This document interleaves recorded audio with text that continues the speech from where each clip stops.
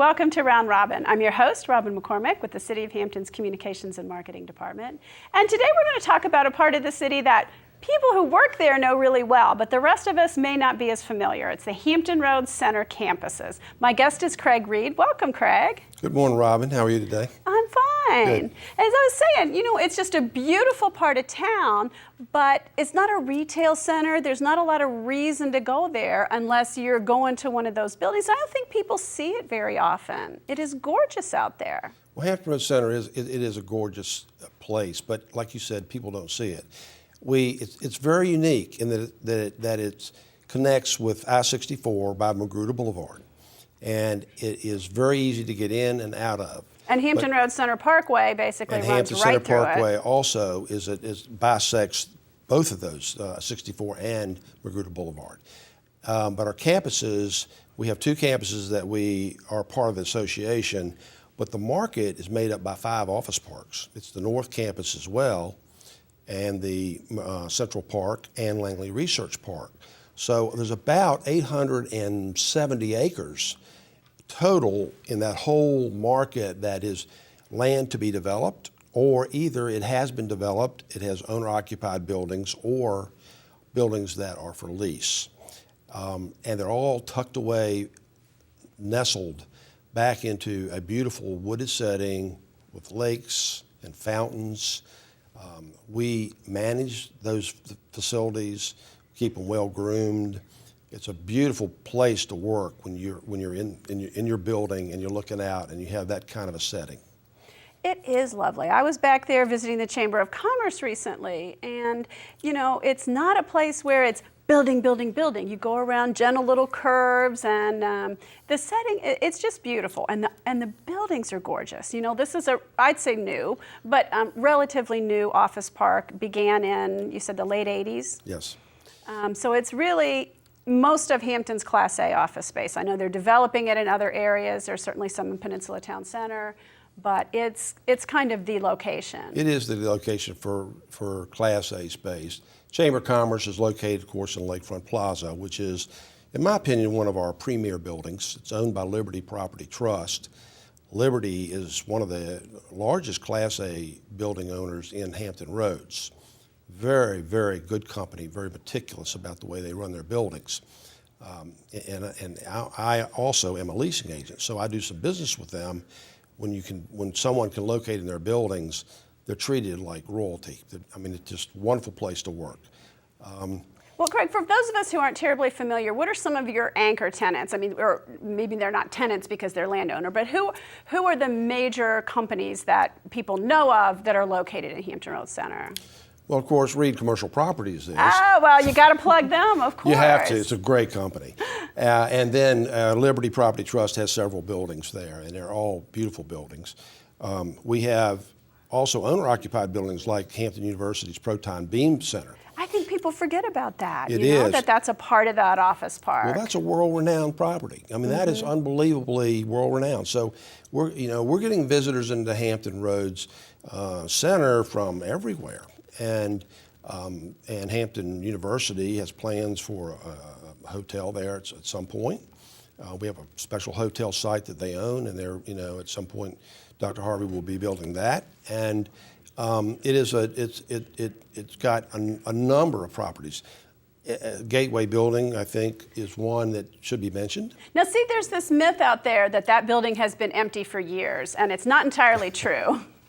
It's mostly in use now. Well, it's got some space for lease. A lot of our buildings have space for lease, but that building has got a mixed use, and so it's got some warehouse space that's being leased. It's got some office space that's been leased. It's been rehabbed in a number of places. So it's really kind of open for interpretation of who can use the space and how it will be used. So it's got the warehouse component. It's got garage doors that you swing right up on the interstate. You're right there. Very, very good distribution type of a property, or it can be turned to office space. We've got some new owners, so it's going to be interesting to see what they do with the property. But it is not empty. I think that's a key thing for people to understand. I know when the city announced a partnership to help develop Hampton Roads Center North, there was a lot of buzz on Facebook and a little blowback where people said, "Ah, but you've got all these empty buildings." You don't have very many empty buildings. You're at around 90% in Hampton Roads Center, 90% leased or occupied. That's right. It's a very desirable place to be. I mean, if you work there, you would love it. I mean, it's not like the downtown setting that you might feel in Oyster Point, but it's a suburban office setting, and it's very accommodating. Now, I like it because I am on the move all the time. I'm a real estate agent. I go to Norfolk, I get on the interstate just like that. I go to Oyster Point, I get on the interstate just like that. At 5 o'clock, I don't have to worry about traffic getting out of my park. The traffic system works very well. It really does. I've noticed that. You would think with all those people leaving Langley Air Force Base and NASA Langley, it would clog up, but it moves pretty darn well. It moves extremely well, and the city's done a great job with that. The city, we've recently formed a committee. It's a marketing committee, and we're working very closely with economic development and the city Parks and Recreation, and there's going to be a lot of changes as far as visibility to our golf course. I mean, it's got a beautiful 27-hole golf course. And how nice is that for businesses to have that right there on the campus, to be able to entertain clients, to take a break? It's very nice. And some of our buildings open up right on the golf course, but they got a lot of brush there. So we're talking about taking that away so you can see the golf course, making the views much more attractive than what they are. We've got a 3-mile running course or jogging trail. I was going to say, I don't run, but I have walked that course a number of times. Well, it's beautiful. Whatever your pleasure is, it's there, and it's very nice. Well, one of the things I think that makes it nice is it is a mixture of woods and open area. So you really get a nice exposure as you go. It's really nice. The Madison Trail, named for Madison Trail. That is exactly what it is. And we're talking about doing some more trails around our lakes. So we're trying to be proactive and seeing what other amenities we could bring to the people that work there. Those amenities are important when businesses pick locations. I think, they want happy workers, but they also want healthy workers. It saves them money if people go out and walk during lunch, and if they use some of those facilities. We have fewer sick days. We cost less on the health insurance, especially if you're self-insured. It makes a big difference, I think. Well, it does. I mean, I think most people like to get out at lunchtime and walk and do that kind of thing rather than being trapped, in a hustle and bustle of an office somewhere else. But Hampton is a very, very easy place to work out of because you can go other places easy, you can get back in easy, parking. Guess what? No parking garages. We have surface parking right next to the door. You can get in. Go to your office, come back out. I mean, it's very, very functional place to work. Well, and the other key is there isn't much undeveloped land in Hampton. And certainly some of what's back there is not developable. Some of it's a little bit of wetlands. There's a mixture of things back there. But that is Hampton's growth potential. That is Hampton's job potential, by and large, is recruiting additional companies to locate in that space. Well, I think you're right. I think